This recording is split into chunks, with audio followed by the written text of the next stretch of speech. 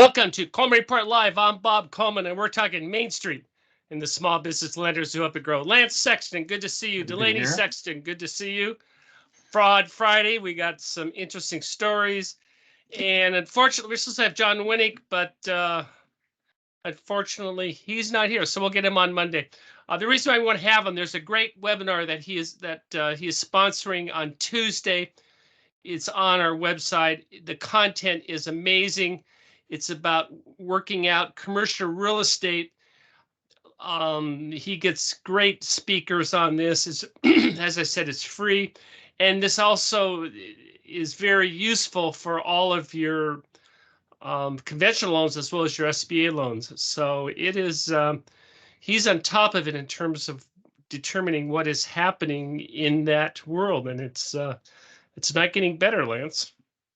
No, I would imagine commercial real estate's got a tough year in front of it. Part of it's created by COVID and the hybrid and the remote work that's being done, and people like remote work. So commercial real estate's probably got a pretty tough year, and I look forward to hearing what John has to say about the commercial real estate market.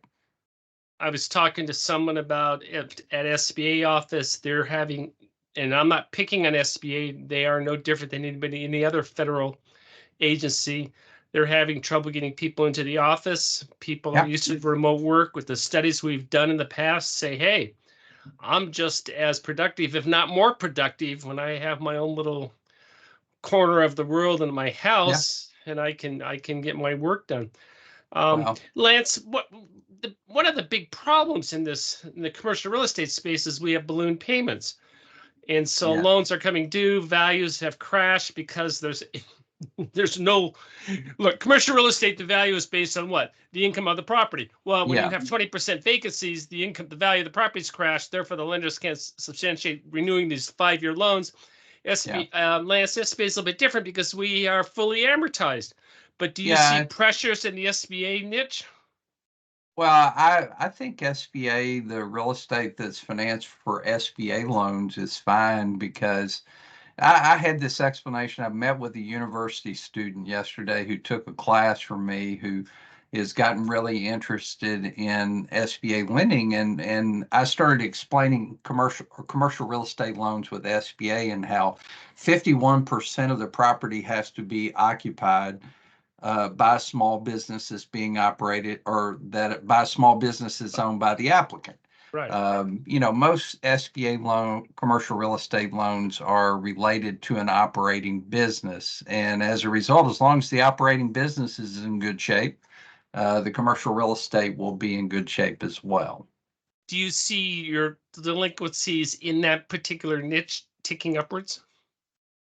I don't actually see problems in loans that were secured by commercial real estate. I do see problems in the business acquisition space. I'm seeing some small businesses that were acquired pre-COVID that haven't really recovered after that. And the biggest thing, it doesn't matter if it's commercial real estate or working capital or equipment, is what happened to interest rates. Now, if the Fed holds true and lowers interest rates, that's going to provide some relief to the SBA borrowers. We're going to let the experts speak about that. If you have a chance to join us on Tuesday at 1 o'clock.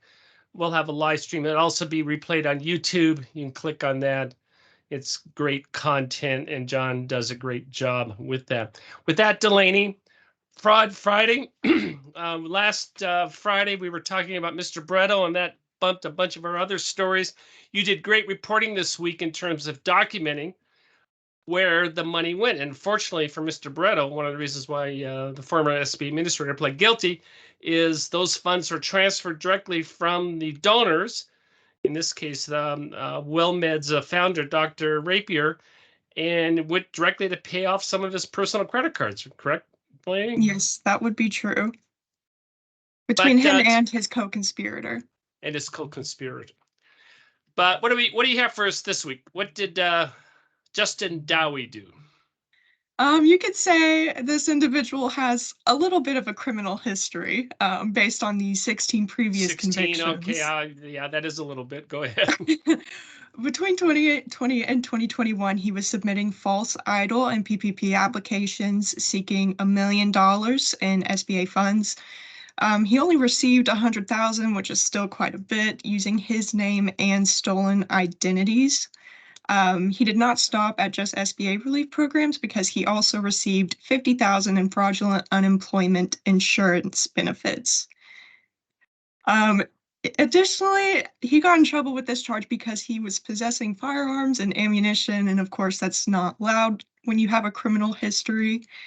And another part of this story I found a little bit interesting is that he refused to leave another man's home after the man had temporarily allowed him to stay during a snowstorm, and the other man had to leave his own home because Dowie took over it illegally. A squatter. Yeah, Oh my something like goodness. that. Delaney, SBA though has taken steps. This cannot happen again, correct, Delaney? Absolutely. Lance, what has SBA done? Well, SBA's implemented their new 19-point check for eligibility, which should keep convicted criminals from getting a loan. But guys, PPP and EIDL, we all know it was different. Some people ask, this 19-point data check that was used in PPP seems to have let in a few rogue characters through the process. Why would we use it on 7A? 7A borrowers are a completely different animal. This 19-point data check ought to do a great job on 7A loans in terms of eligibility. But this guy, he's a handful. It makes me wonder, Bob, I had a snowstorm here. Should I put a padlock on my front door to keep him out? Delaney, how much did he obtain through COVID, through PPP and EIDL? He obtained 100,000 from SBA, but he will be paying back 190,000 in Well, good luck. restitution. Yeah, good luck with that. Yeah. It's not going to happen. So, Well, he good. will be away for 5 years. That was his sentence. What do you got out for us next? Next, I have two owners, Ryan and Alvin Hatch. They consented to a $2 million judgment against them after admitting to violations of the False Claims Act.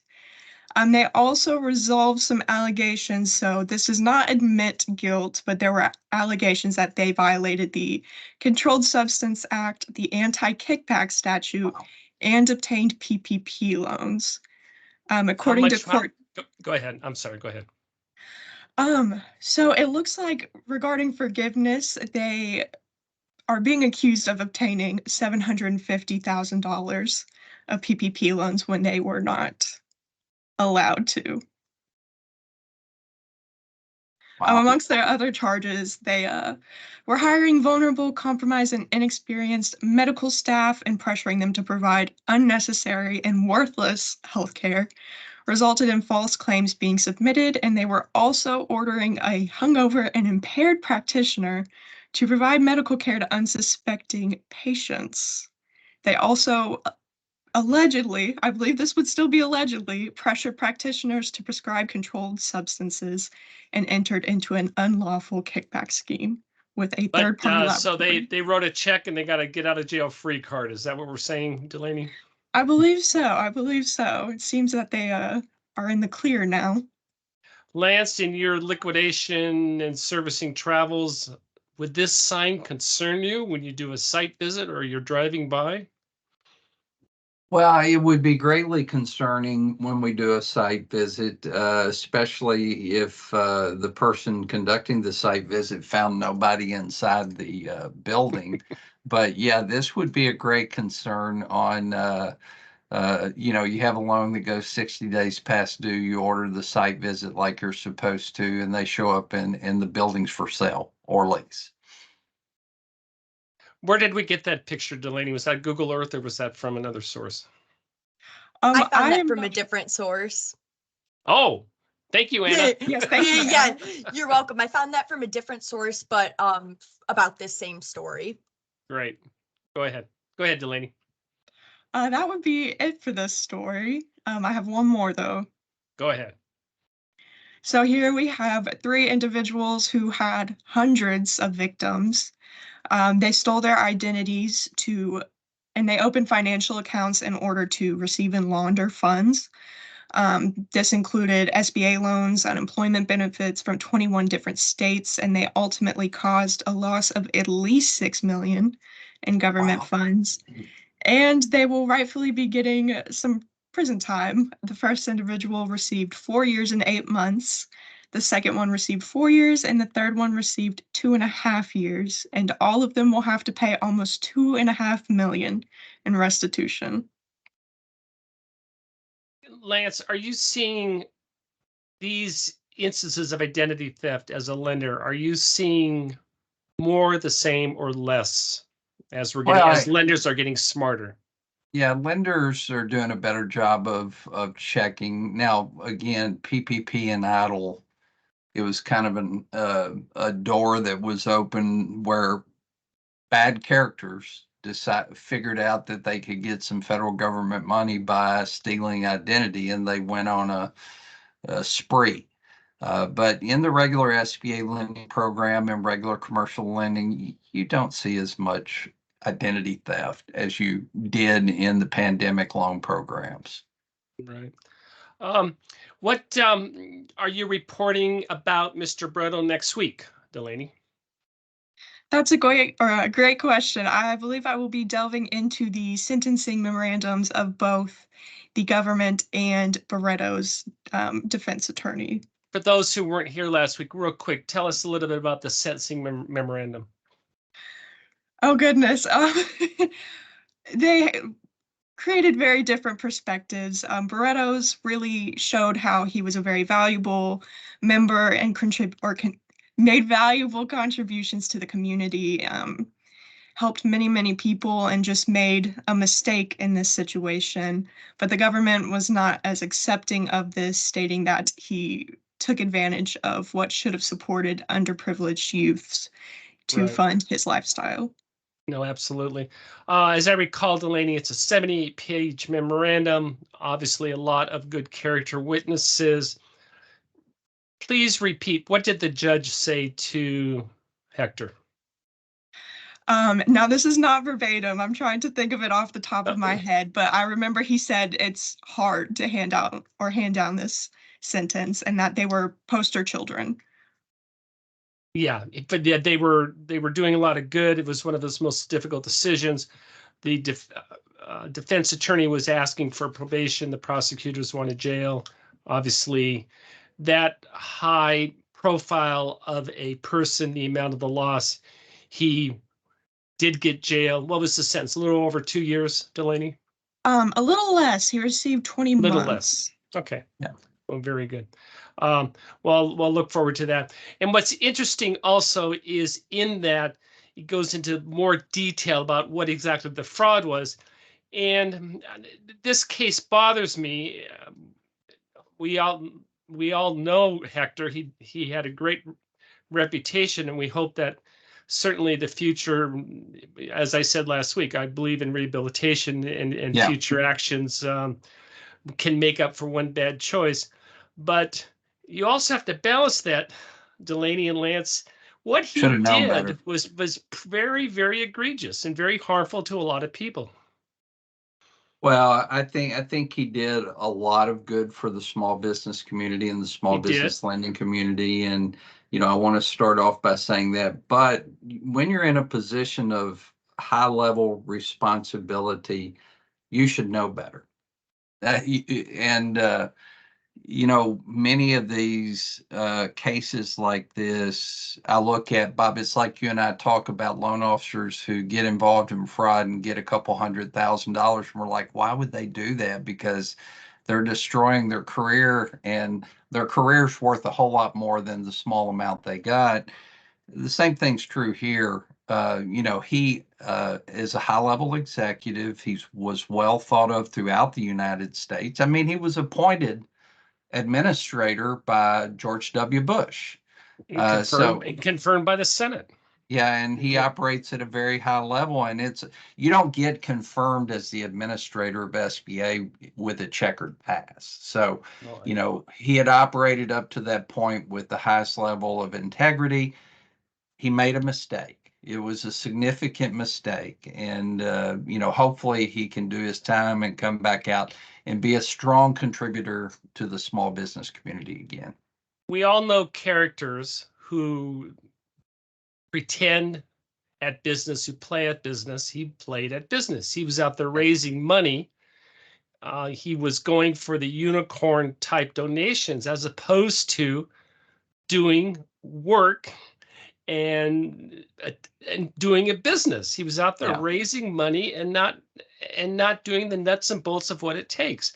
And I think that's what bothers me the most is he was out there saying, oh, we can do all these great things. And he wasn't doing that. What was it, Delaney? He only did of the amount of people he was supposed to support, the amount of use, 12%? I believe that's right. Of the donation that was going to amount to 1.35 million, he only used 100,000 for its rightful intentions. If he had focused his intentions on building that program and starting small and developing that as opposed to fundraising, it would have been a much different outcome. And that is always concerned me is when there are people out there. I'm in Southern California in Hollywood. There's people out there always trying to raise money and not and play at business and pretend to be business people. Anyway, I'm getting off. Hey, real quick, we had a leftover question from Russell. The second question, I believe we did address this, as I recall, Lance. There was a second question. Anna, do you have that? No, I don't have that. And I I don't hear believe we crickets. addressed this. Well, this was a question in the webinar that we Oh, did. okay. Go ahead, Lance. So Go ahead. basically, he's questioning. Russell's concerned about the prudent lending concept, and I think there certainly is some agreement on SBA small loans. They talk about you need to underwrite and process SBA small loans with prudent lending standards, which means doing what you would on a similar size non-SBA loan. And certainly it's a very valid question because I've worked on both commercial lending and SBA lending. And, most of the commercial loans I did were under much stricter guidelines than SBA. So, I mean, again, SBA underwriting is different. Remember the credit elsewhere concept. SBA loans have to have credit elsewhere, meaning collateral doesn't mean commercial lending policy. Term is longer than normal commercial lending policy. But in a lot of regards, SBA lending and underwriting does follow prudent lending standards, which means if you would do it on a similar size non-SBA loan, you should do it on your SBA loan. Very good. Very quickly, Lance, you have a webinar coming up on next Thursday about preparing the universal purchase package. Why is that important now, and what changes have SBA put into that package that lenders need to adhere to? Well, I think just the economy we're in with all the interest rate increases, the payment increases, borrowers are struggling more. So you as a participant lender need to understand how to get paid on the guarantee when a borrower does default. And the new UPP, Universal Purchase Package, certainly is different than the old 10 tab. Guys, it's like I said, it's real hard for an old guy who's worked with the 10 tab for 30 years to suddenly have an 8-tab system for submitting for guaranteed purchase. It's less work. It's actually it's not less work, Bob. I had a UPP to give you guys an idea. I submitted a UPP to the Herndon Center earlier this week that was 916 pages long. But the UPP package works well. It's very user friendly. It pre-populates information throughout the UPP. So again, I like it. I've used it. I've done about 10 of them since it's been released. and feel very comfortable with it. And I think you as a participant lender need to understand this is how we get paid on our SBA guarantee. Thank you for joining us today for Coleman Report Live and for supporting America's Main Street, one entrepreneur at a time. Have a great Have a great weekend. weekend.